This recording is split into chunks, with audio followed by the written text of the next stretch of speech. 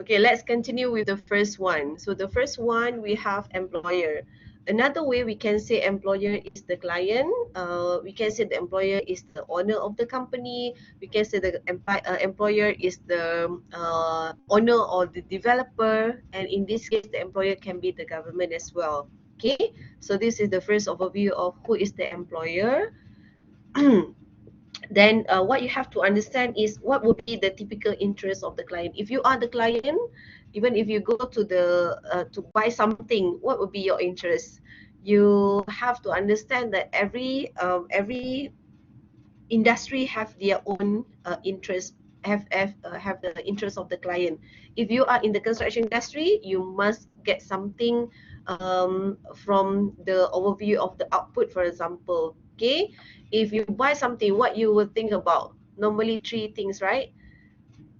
If you would like to buy something, or if you would like to do anything. Okay, this is like we also can highlight this one as tree or triangle procurement. Number one, you would like to have something that is in quality. Number two, you would like to have something in the proper cost. Okay, not so expensive, not so cheap, and it is profitable. Okay. Another one, you may consider about time. So these three are very basic need of the client. Why we talk about time? Because you don't want to wait. For example, if you want to buy something, would you like to wait for 1 hour to get your one nasi lemak, for example, your one KFC? You would like to pay something that is suitable with the amount that you have, right? You would like to eat something that is in good quality. So it is actually in general to understand what is the typical interest of the client. It means you are the owner of the money. If you would like to invest, you would like to get something that is in good quality, isn't it? So if even if you cannot see my answer here, you can think logically and write your own answer based on the key point that you can see here. Okay, if I look at the first one, to achieve an efficient product delivery mechanism. So this is related to quality. To increase the quality, definitely you would like to get something that is good quality and it is like suitable with the cost that you have invested. Okay, increase innovation and constructability, reduce the claim, means extra claim maybe by the contractor, reduce the cost. This is something related to the cost. Okay, increase flexibility in the both capital investment and so on. And another way of explaining the typical interest of the client, if you deal with the construction activity or construction industry, we always play around with the timeline. Let's say you must be able to complete the drawing in 3 months, or you must be able to complete the construction in 12 months. So you are given the period of time. If you would like to claim something, or you would like to claim for the money or the progress payment, you may need to submit the claim within 15 days, for example, based on the standard of contract. In construction, we have standard of contract. Then you have to wait how many days the process of the claim is required to be done before the money released to the contractor. So these three are basic or fundamental knowledge for you to know the typical interest of the client. Okay, cost, time, and quality. Cost, time, and quality. These three. Now, when we talk about the client, we also will deal with the sector. If you remember what we discussed yesterday, we have public and private sector, right? Who are the leads of the public sector? Who are the leads of the private sector? Okay, public sector can be government, local authority, government agency. Like private can be the same thing. It can be the same type but different entity. For example, it can be the government hospital, it can be the government, it can be the private hospital, it can be the government hospital. So they are two different owner, or they are two different client. Okay, both even though you have two types. For example, you have public and you have private, but you still have to do the same thing, responsible to provide the funding for the project. So we can say you are the investor as well. You can say you are the owner of the land. We can also say the client is also the owner of the project. Okay, responsible of providing the project scope and requirement. We are the person who identify and explain to the other parties what we want, what we would like to achieve, what kind of building that you would like to have. Is it 3-story building? Is it 4-story building? And in what design? Are you going to invest in certain amount of money? So that is what have been decided and have to be decided by the client. That is the general overview what the client will do. Okay, you can see here, this is what I already explained yesterday, the list of the public sector, the list of the private sector. Basically, all the construction firm, they are involved in the private sector. And then if you can see the list of the public sector, especially for the government of Malaysia, we have Public Work Department. In another way, you can see the word JKR. And in China, for example, they have their own government sector who handle, or government agency who handle the construction project. Okay, we have also GLC, Government Control Company. Okay, normally for the public sector, they handle large project, very well defined procedure, and they are considered as a stable owner. Okay, careful project planning and political accountability issue and so on. Okay, let's move to the next one. Okay, if you look at here, I also highlight the employer's obligation. The client is responsible to engage an architect and quantity surveyor. In case you handle the project related to the infrastructure, then the client is responsible to find and engage or have the contract with the engineer. So here can be added. You can write down here together with the engineer, depending on the type of the project. Okay, to ensure the provision of the design and specification have been properly highlighted because you are the one who give your intention, your interest, how the project should be, how the project should look like. So you are the one who give the provision of that on that. Then only it will be translated and designed by the engineer and the architect. Then if you look at number 3, to give site possession. Why? Because if you have, for example, one piece of the land, if you would like the project to be started to the contractor, then you have to give that land possession to the contractor. Then only the contractor is considered as the person who is responsible and has the power to access that particular site or land. Okay, to provide adequate work opportunity. This is also what have been stated in the standard form of contract. Normally they have the contract between the parties to honor the payment, definitely, because you are the funder, you are the investor, you are the person who pay the first obligation, basic obligation. If I call the contractor to do the work, my first obligation is to make sure that I pay for the progress of the work and for the work that had been done, to refrain from any interference from others. This is the general obligation as well. Can you follow Lee Zon Cheng? Yan Jin Tao? Can you follow me? The obligation of the client. Okay, this is the explanation of the obligation of the client. You can go through, and that's what I had explained previously.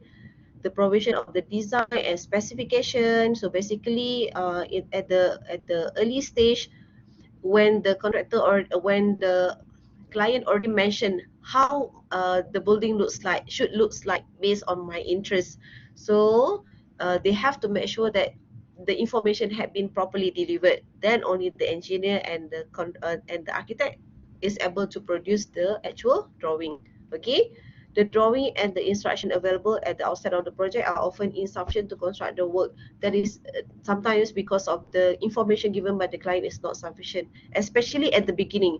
The client only mentioned, okay, I want 4-story building, supermarket, but they did not mention in detail. So it's actually not easy sometimes for the architect to translate what actually you want.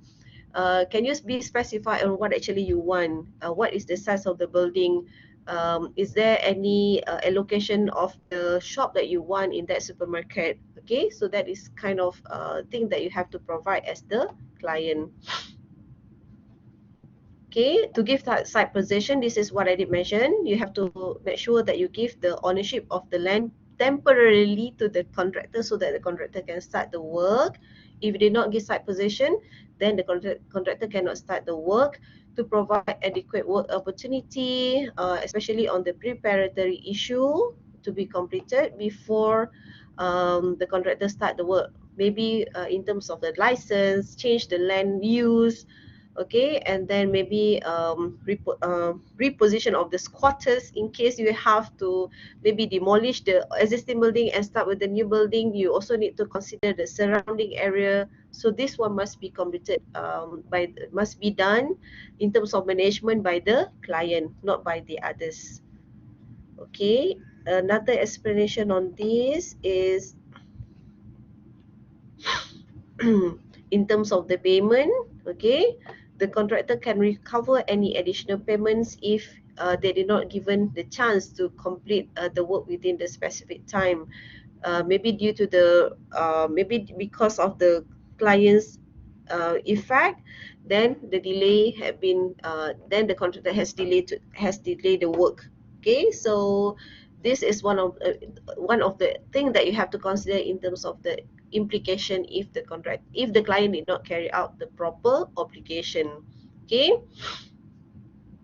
and then the other issue is to honor the payment. Definitely, this is the main issue. We have to make sure that we pay on time, we pay as what had been claimed.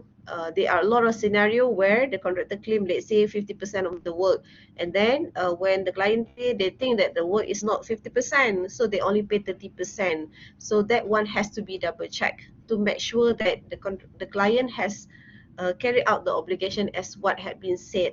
Okay, to refrain from interference, this is normally based on the implied terms where the employer may not interfere with the contractor progress of the work unless you are required to do so. Okay, for example, if the contractor complete the work by in that particular month, the contractor has to submit the claim to the client. Okay, but the client cannot come every day to check on the progress of interfere with the progress of the work by the contractor. They are freeze in the contract that did not allow the client to do so. Okay, maybe you have to allow the client to go and check the construction site, but not every day, maybe once a month, because the QS client has to go to the site to evaluate the work that had been done by the contractor as what had been claimed by the client by the contractor, because every month the contractor will go to submit the claim for the progress of the work. Okay, so to double check, QS is required to go and check the progress of the work. Okay, let's move to the employer's power. The employer has the power to agree to change in the contract terms. Okay, let's say this is I think always be one of the issue. Even if you buy something, you can see we have the power to change without notice. So that is actually the general power to employ another contractor if the contractor refuse to carry out the work that's supposed to be carried out by the original contractor. There are certain cases where I appoint, for example, I appoint Lee Zon Cheng. Can you do this one? As one of that one is within our contractual agreement, and then Lee Zon Cheng refused to do so. Am I having the right to do another? Am I having the right to appoint another person? The answer is yes. This is the example of the power. If you refuse, I can employ another person to do so. To refuse the permission of the assignment by the contractor. The word assignment here means to refuse the permission for the contractor to do the sub work. Because originally, let's say I have Jin Tao to be my contractor. Then, if I know that Jin Tao will sub the work to another person, if I refuse and I did not allow you to do so, I have the power to do so.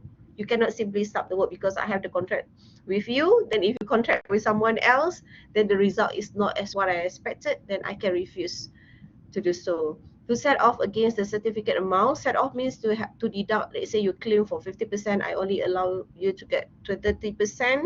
And then number 4, to require variation. Variation means changes of the work to the design. To reoccupy the site means I give the site to you for you to construct the work, and then I reoccupy, I take back.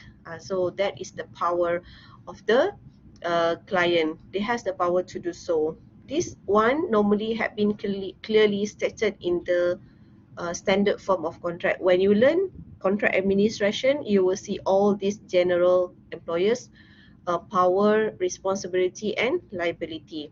Another way you can see also the client has the right to deduct any damages. Anyone know what is damages? Anyone know what is damages? Hon Jin Le, you know what is damages? Damages is compensation, ya class. Damage and damages is different. Damage is damage to person. Accident means damage to person. Damages, every time you see the word as, that is the symbol. Damages means compensation. Okay, to deduct the damages, yes, compensation from the certified amount due to the contractor.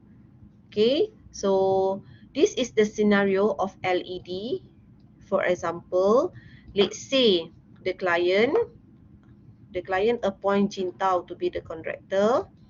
Then Jin Tao promised to construct the work in 12 months. Maybe I give you an example. Jin Tao has to complete the work by December 2022, but Jin Tao did not complete the work at this on December. So what client has the right to do is the client may deduct the amount of the work from the claim that you have done here is known as compensation, liquidated asset damages.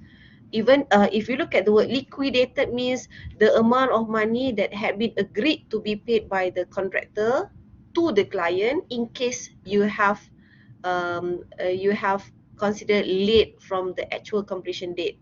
You're supposed to complete by 25th December, and then 25th December you haven't complete, so you have to pay certain amount of money to the client as the compensation of your late completion of the work, and that amount of money is already agreed at the time of making the contract. That's why we call this one as liquidated damages. Liquidated damages means compensation that had been agreed earlier.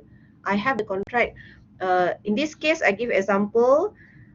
Zhong Wei appoint Jin Tao. So at the time of making the contract with Jin Tao mentioned that I agree to pay you 1,000 for every day I late. So when you late, then you have to pay. That means the amount of money that due to you, let's say you claim for 100,000.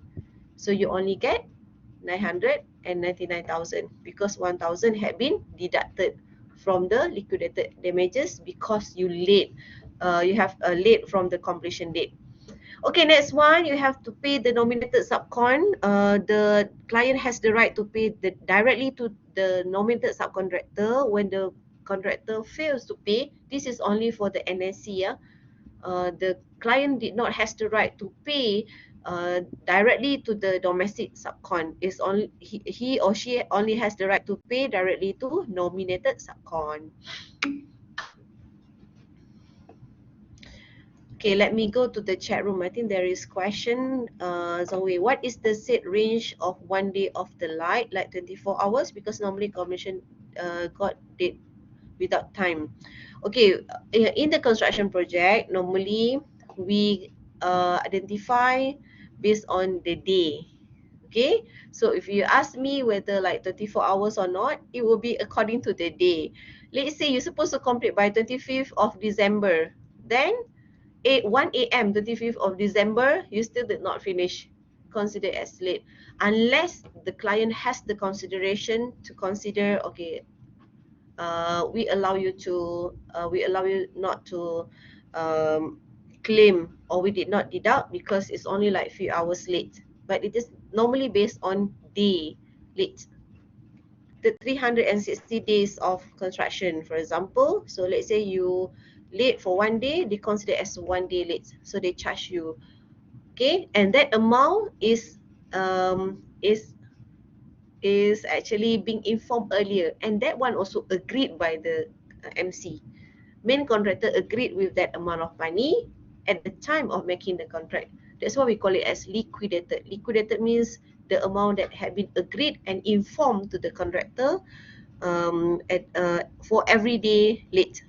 You will learn this one in details when you learn the law subject, because we have two. Damages is liquidated and unliquidated. Whatever compensation that is not stated in the contract, we call that one as unliquidated damages. Whatever amount of money that had been said to be paid to the client due to your own mistake as the contractor, that is known as liquidated ascertained damages. Okay, Zhongyu, not Zhongyu, EU, Zhongwei. Okay, normally the completion guide got date without time, yes. So normal practice is based on the date. Okay, next one. Can I move? To employ another contractor to complete the work following determination. Please take note the word the determination means they have to stop you from being the contractor. Determination means terminate. Determination here means terminate from the employment as the contractor. And the contractor also, you know, sometimes at the construction site, the contractor has their own material, the plant equipment.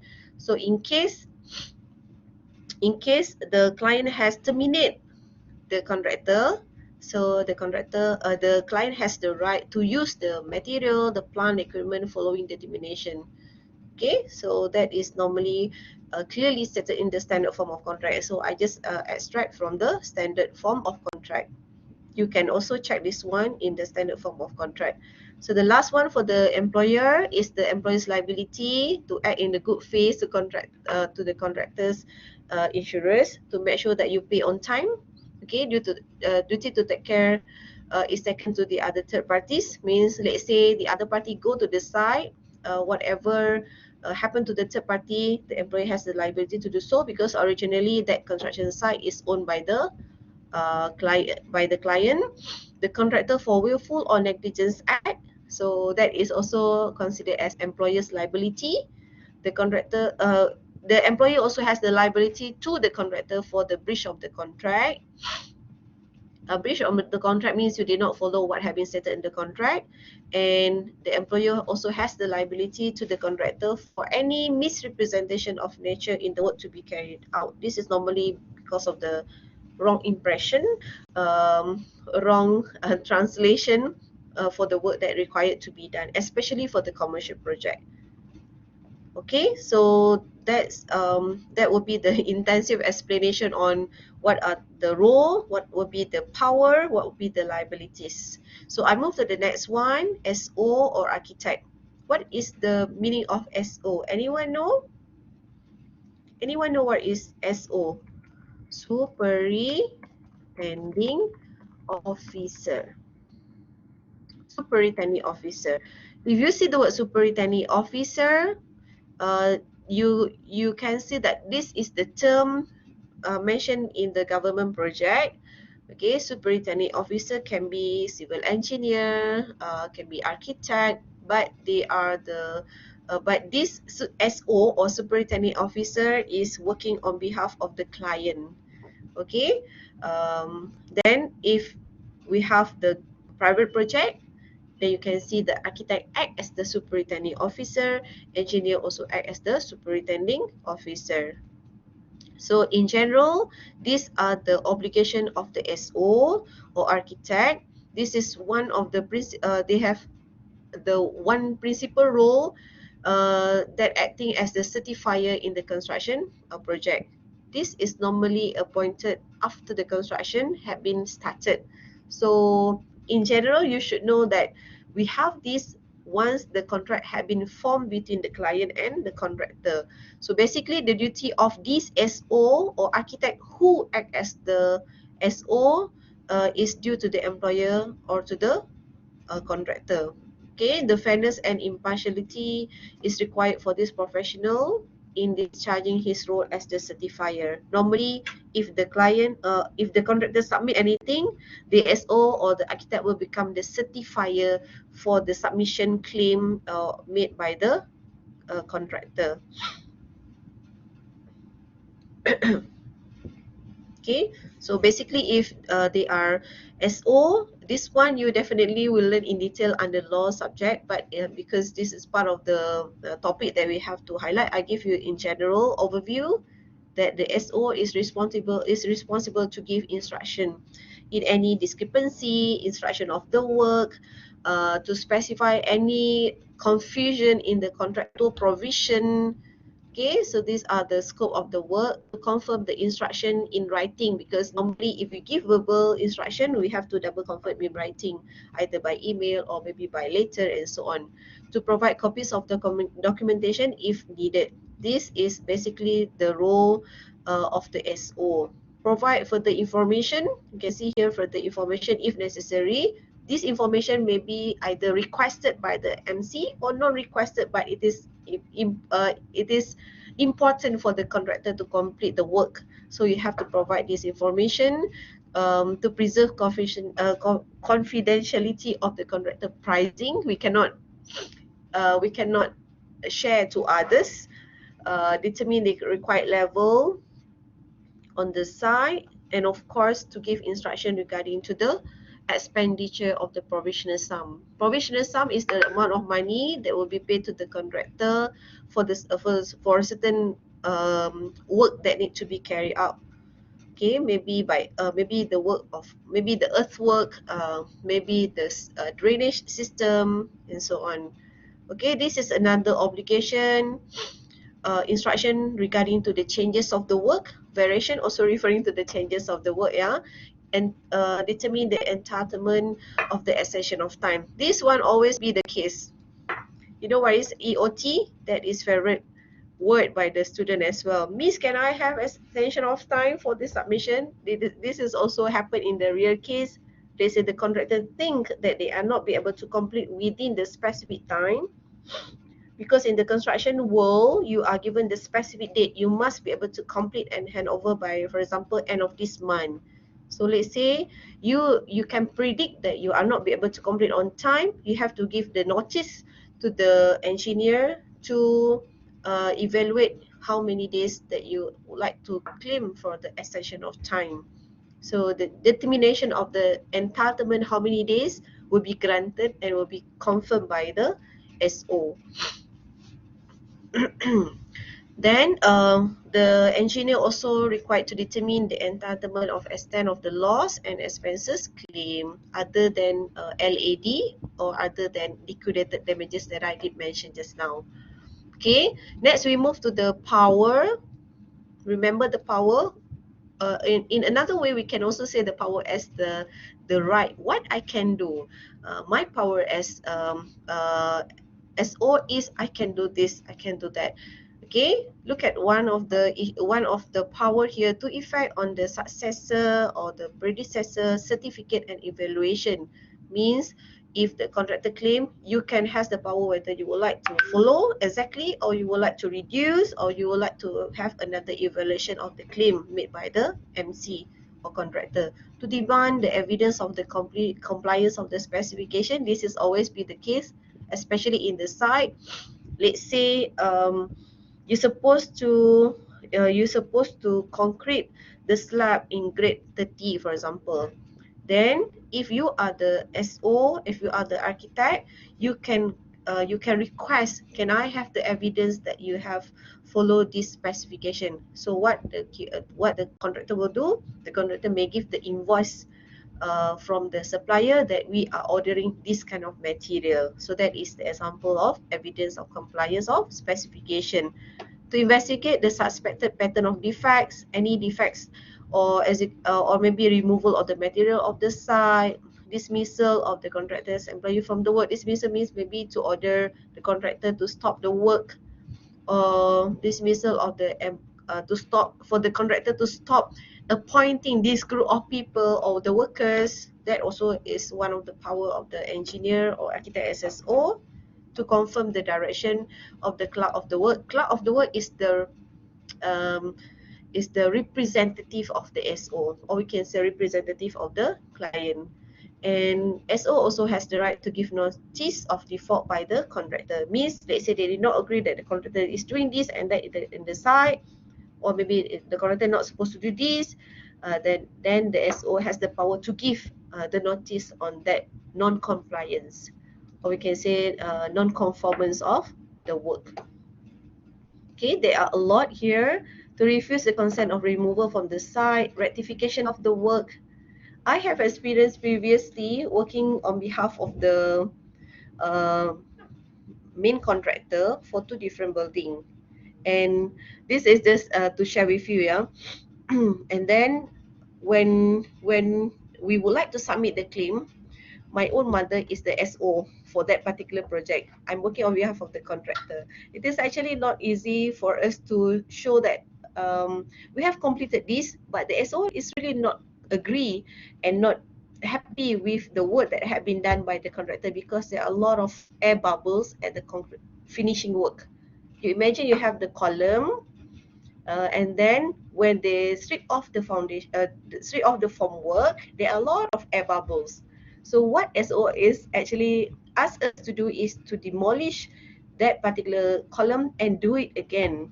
And that one is considered as the power of SO, right? Because they have to rectify. They say this one will not contribute to the good strength. So what they do is the SO done is they are giving the instruction in verbal, and because that instruction is confirmed in writing, so me as the site QS also did not take note on that. We did not do.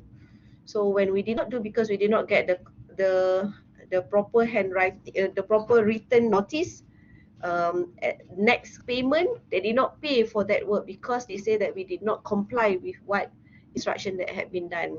So actually what I would like to highlight is they can demand rectification of the work, but sometimes because it is not confirmed in writing, and because we have the family relationship, sometimes we did not do so. And also we also have been controlled by the project manager, or this one cincai lah.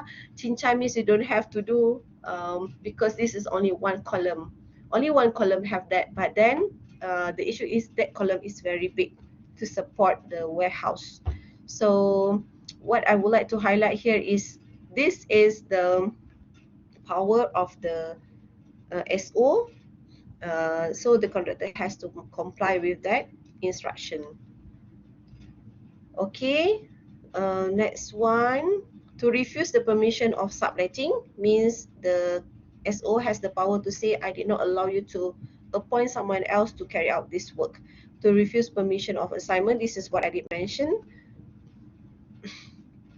To refuse the consent to use the contractor insurance, and also to demand the evidence of payment due to the nominated subcontractor. What does it mean? Let's say I am the client, I receive complaint that NSC say he did not get payment this month. So I can, let's say I am the SO, I has the power to request from the contractor, can you show me evidence that you already made the payment to this NSC? Then they have to do so. Okay, so this is what is actually happening in the construction site. Engineers liability or SO also to ensure the proper carry out the works, compliance of the work as what had been shown in the contract, especially to make sure that they carry out the work as per specification, to exercise reasonable skill and care in supervisory duties, because they need to check the work, especially when the contractor submit the claim, and to employer for direction of the clerk of the work. They have the SO has that liability. Sorry, the SO has that um, that liability to do so. Any questions so far? Any questions so far? So that is the discussion on behalf of the SO, engineer or architect. Can you follow?